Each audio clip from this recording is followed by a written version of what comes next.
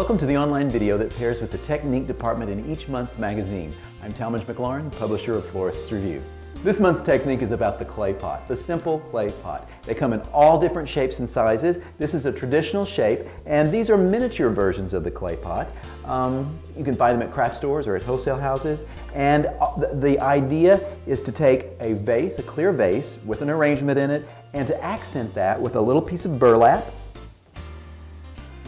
And the clay pots are strung onto the burlap like beads. But the trick to this is getting the bottoms off the clay pot. So here we go. The first thing that you need to do is to soak these in water. That softens up the clay.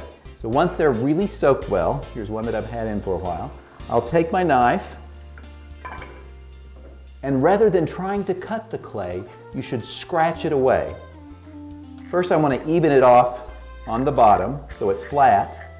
You'll notice that the clay pot has a rim on the outside all the way around, and I want to scratch that off. Now that the clay pot is flat across the bottom, I want to carve out the center drainage hole and make it just a bit larger. So I just twirl the knife inside that.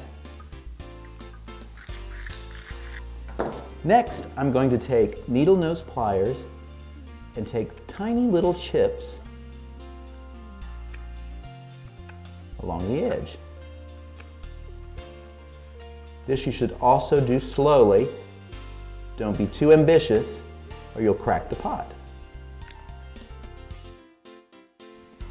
Now that the hole in the bottom is almost completely chipped away, I'm going to smooth it out by taking my knife on the inside of the clay pot and then just scratching along the inside to smooth out the edges. The one thing to remember about removing the bottom of the clay pot is take it slow and easy, and you'll have success every time.